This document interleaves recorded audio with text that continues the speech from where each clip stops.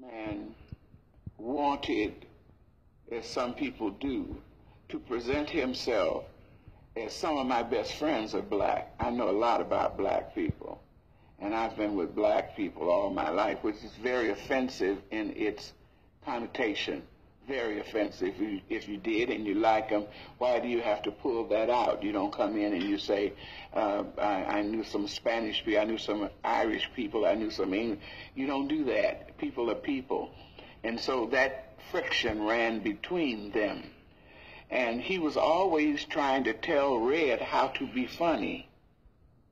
That is so stupid for him to have approached that, and he approached it with, I'm one of the producers, and I can tell you how to be funny if I want to. And Red was saying, you don't even know funny, so you can't tell me something you don't even know.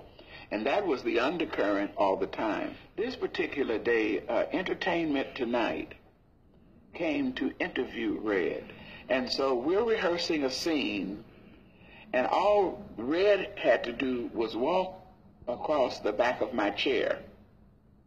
We're not shooting, we're rehearsing a scene. And of course they sent someone to walk back. And this man says, where is Red?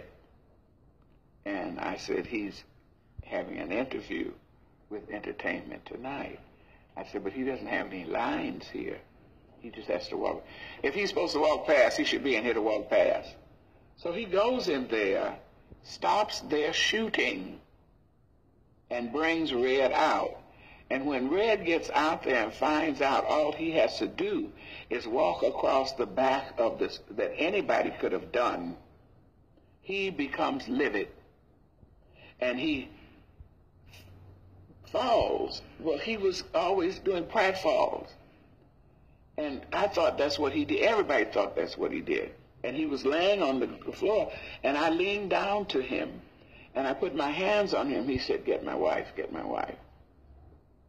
Get my wife, get my... I said, somebody get paramedics, and somebody go get Mrs. Fox. And they went and got her. And they pronounced him dead. And they put him in the ambulance, and we all got in our cars and followed him to the hospital. And he came back and stayed for 4.5 hours. Now we're all sitting in the lobby of the hospital.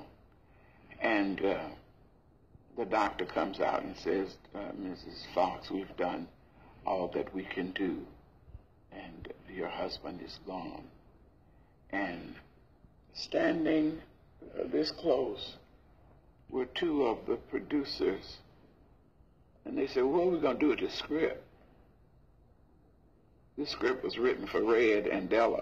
So who are we going to get to?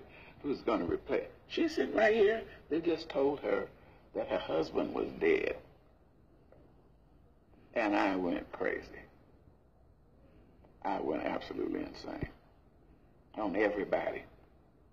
And got in my car and left. And I made up my mind in that car on the way home that I wasn't ever going to do television that way again, because if something happened to me and they treated my husband and my daughter that way, I'd have to come back. And once I go, I don't want to come back.